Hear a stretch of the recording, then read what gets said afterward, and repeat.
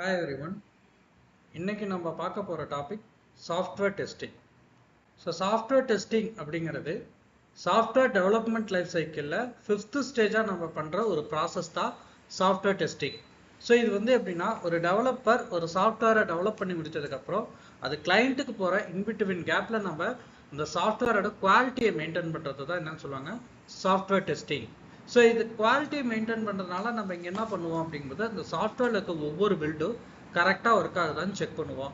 அதே மாதிரி அது இப்படி கரெக்டாக ஒர்க் ஆகாததுனால கிளைண்ட்டோட எக்ஸ்பெக்டேஷன்ஸ் வந்து நம்மளால அங்கே ஃபுல்ஃபில் பண்ண முடியுதா அப்படிங்கிறதையும் செக் பண்ணுவோம்.